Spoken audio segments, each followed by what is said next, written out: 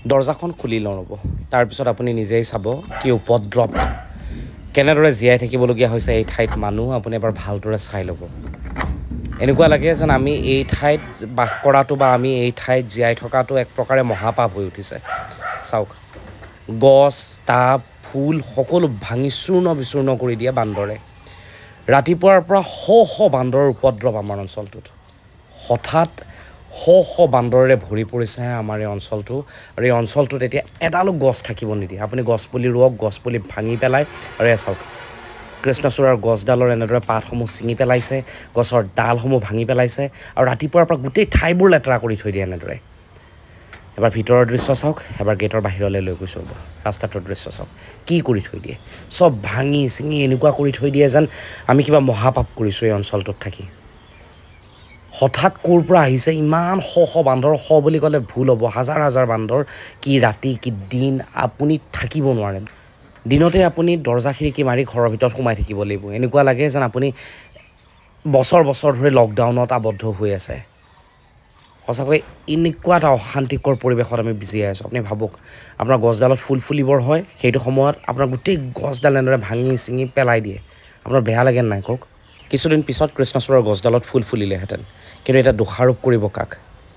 আমাৰ অঞ্চলটোত হঠাৎ কৰবাৰ পৰা ইমান হাজাৰ বান্দৰ আহিছে যে আপুনি এতিয়া একো গছেই লগাব নোৱাৰে বকুল গছডাল চাওক বকুলডাল ভাঙি মানে যেনেকুৱাকৈ থৈ গৈছে ন আপোনাৰ খুব বেয়া লাগিব ফুল এডাল লগাব নোৱাৰে টাব পৰ্যন্ত ভাঙি থৈ যায় টাব লগাব নোৱাৰে আপোনাক আৰু এডাল গছ দেখাইছোঁ ৰ'ব আমি ইফালে এডাল বেলৰ পুলি এটা লগাইছিলোঁ বেলৰ পুলিটোৰ কি অৱস্থা কৰি থৈ গৈছে চাওক এবাৰ বেলৰ এই পুলিটোৰ অৱস্থা কেনেকুৱা কৰি থৈ গৈছে আমাৰ অঞ্চলটোত এতিয়া মানুহে গছ লগাবলৈ ভয় কৰা হৈছে কাৰণ গছ লগাই থৈ যাব গোটেইডাল ভাঙি থৈ যাব আপোনাক ক'বলৈ পাহৰিছোঁ এয়া হৈছে দৰং জিলাৰ মঙলদৈ চহৰৰ মাজমজিয়াৰ ছবি এতিয়াতো এনেকুৱা নহয় যে আমি অৰণ্য এখন কাটি ইয়াতে ঘৰ বনাইছোঁ চহৰখন নিশ্চয় আজিৰ পৰা বহু বছৰ আগৰ পৰা আছে আৰু এই বান্দৰৰ জাকটো আহিছে মাত্ৰ কিছু বছৰ আগতে হঠাতে এনেকুৱা ভাৱত শ্ৰীবৃদ্ধি হৈছে বান্দৰৰ জাকটোৰ